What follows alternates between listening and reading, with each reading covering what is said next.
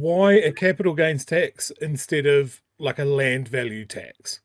What was the decision-making process there?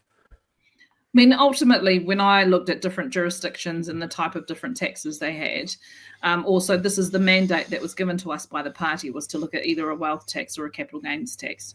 When you look at different jurisdictions and how they apply it, most jurisdictions have a capital gains tax. They just tax it on different things. They have de minimis discounts.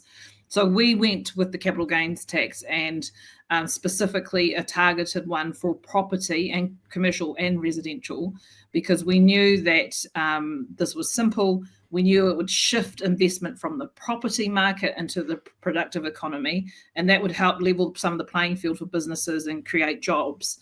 Because if you look at what our current economy is made of, it's made of primary industry and a property market. We need to shift that in order to deal with our low productivity. The other question I have is with the 3 GP visits, is that legitimately just per person you have 3? Because I think of myself, who has probably been to sort of like seen a doctor 3 times over the space of 8 years. And I know there's a lot of people that have worse health than I or a higher need than I. They're still going to get 3 and I'm going to waste 3. Is that something that's been considered?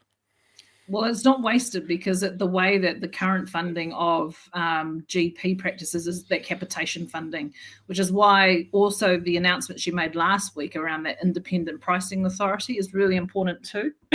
But ultimately, we went with the 3 frees because we had worked out basically with working with GPs, like what's the amount that we could allow for, both fiscally, allow for, that would actually make a meaningful difference. And this is where we've landed.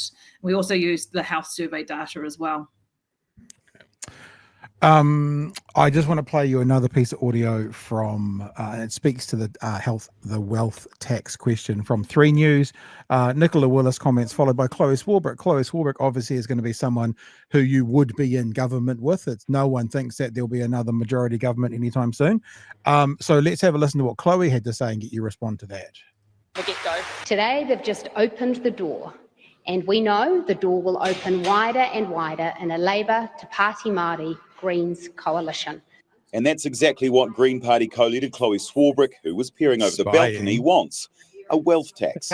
To tax wealth, the wealthiest 3% in this country, which means that we can have free GP visits for all, free dentistry, free early childhood education, distributed, renewable, affordable electricity. We can protect our environment. And in my professional opinion, a wealth tax would not be able to work unless our closest economic partner, which is Australia, moves to a wealth tax. And that's because they call it millionaire migration or that flight, which they talk about a lot in the UK. But Craig Rennie actually did a really good podcast saying how it's a bit of a non-event because they got to run away to places that also sort of have that. So is that the main reason? It's like the millionaire migration. Is that really like when we talked? You know that I won't say us being the show, but I was like a wealth tax feels so much harder to do because it's every year and then if you haven't got the money to pay it, it's a lien against your property. And then at the end of your life, maybe there's nothing left of your property. You owe the whole property in wealth tax. And so it felt a bit clunkier rather than selling it, take that bit off, there it's done. Just any more clarity on the wealth tax versus CGT? Yeah, it's a tax on unrealized gains, right? So you got to have the cash flow in order to pay for that. So that's ultimately what you've just said. But also, the fact is, most OECD jurisdictions, except for 3, don't have a CGT. There are only 6 jurisdictions across the world that have a wealth tax. Most had them in the early 1900s, and most countries got rid of them because basically it got to the point where it was more expensive to enforce it than it was to actually with the money that was coming in. So that's why I say, in my professional opinion, it wouldn't work. And it's Chloe can say you can pay for this, you can pay for that, you can pay for this with a wealth tax, but the wealth tax has to work in order to have the money to pay for that. So again, I mean, I've been in tax for over a decade now. I think 16 years. I was counting earlier today. So it has to work, and that's why we wanted the simple and targeted policy with the CGT.